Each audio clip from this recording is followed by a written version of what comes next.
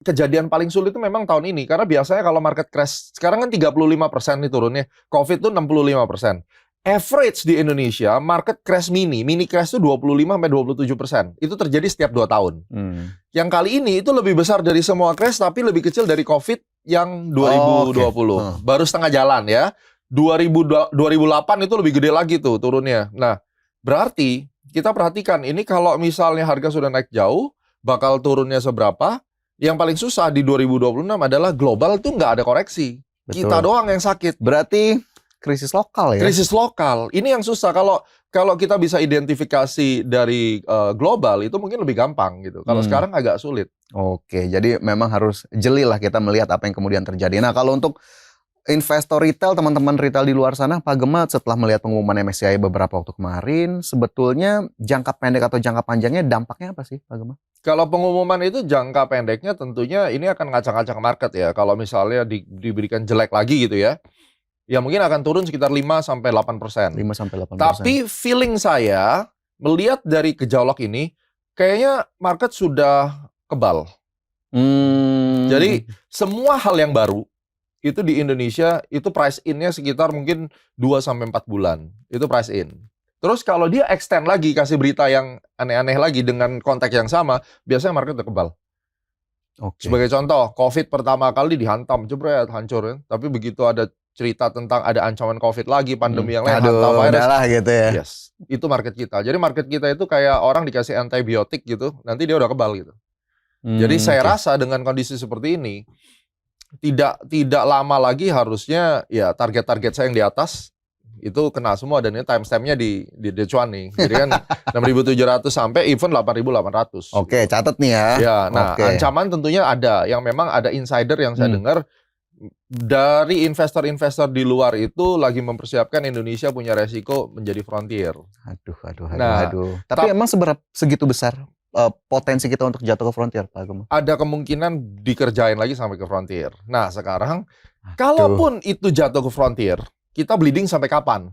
Jadi jangan pernah takut, oh kita mau ke frontier, misal di Juni ini disebut kita misalnya, masuk frontier ya? Sudah 1 bulan. Bulan Juli, balik. Karena kita cuma punya waktu kesempatan turun cuci bersih itu sampai Juli. Why, Pak Gemma? Kenapa? Siklusnya. Oke. Jadi turun atau naik itu ada waktunya. Mau turun seberapa pun ada waktunya. Jadi model astrologinya saya itu, lucunya waktu itu saya bilang apa? Masalah Iran itu akan selesai Mei minggu kedua sampai Juni minggu kedua. Range-nya. Which kita sekarang ya udah mulai dengar hari lah ya. Hari ini kita podcast ini ditentukan Salat Hormuz dibuka. Itu menarik. Dan itu saya ada grafnya, teman-teman pasti udah pernah lihat, dan itu range-nya di situ. Nah, berarti sekarang tekanan eksternal itu sudah mulai reda. Berarti next-nya adalah MSCI. Kalau dilanjutkan dia mau turun, maka di bulan Juli itu terakhir. Juli terakhir, karena memang Juni ini kita masih menunggu bagaimana kemudian hasil Juli review. itu terakhir. Jadi kalaupun dia ngomong mau jelek, jebol lagi ya SG-nya. Tapi harusnya dia naik dulu, dipompa dulu ke mungkin ke 6.700 lebih. Habis itu baru disikat lagi ke bawah. Nanti paling lama the new accumulation-nya paling lambat di bulan Juli itu sudah harus lay down terus mulai up. Biar nggak panik gimana nih Pak Gemma, teman-teman atau mungkin sobat investor IDX Channel? Nah, kita tahu sepanjang sejarah tidak ada market koreksi besar atau crash besar yang tidak diikuti dengan all time high. Kita sudah belajar 2008, ya 2011 itu waktu perang Middle East, 2013 tapering, 2015 slowing economic growth, COVID 2020, 2024 juga ada crash 22%, terus kemudian 2025 itu terkait dengan tarif war, terjadi di awal waktu Idul Fitri 2025, diikuti dengan all time high ke 9.000. Betul. Semuanya all time high. Semuanya recover. Justru ini udah kita ancang-ancang nih, akan ada masanya kita sampai situ lagi. Iya betul. Jadi ketika pun target bawah dihajar ke bawah, cari dong saham-saham market movernya apa. Jangan sibuk ngurusin, pemerintah begini, pemerintah begitu. Lu tuh mau trader, ya investor, atau mau menjadi penghujat negara. Kan yang kita lihat sekarang, influencer pun banyak yang akhirnya beralih profesi dari yang awalnya ngasih tahu saham, sekarang jadi influencer untuk hate speech ke pemerintah. Ini market kita, mau seburuk apapun government kita, ini ladang pangan kita, ayo kita fokus cari saham yang bagus, kita beli dan kita simpan dapat duit. Oke, setuju. Karena memang masih banyak yang bisa kita lihat sisi positif ya market kita begitu ya, dibandingkan nyari negatifnya terus. Nah, kalau untuk upayanya regulator kita sendiri begitu ya, kan kemarin MSCI memang nyorotinnya aksesibilitas, bagaimana free float, kemudian HSC gitu ya. Nah, ini sebetulnya apalagi yang harus dilakukan? Apakah sebetulnya masih ya tadi ya permintaannya masih banyak kah atau kebanyakan kah atau sebetulnya kita udah cukup lah sampai sini aja nggak usah yang terlalu. Menurut saya regulator sudah bekerja dengan baik untuk mencoba untuk comply.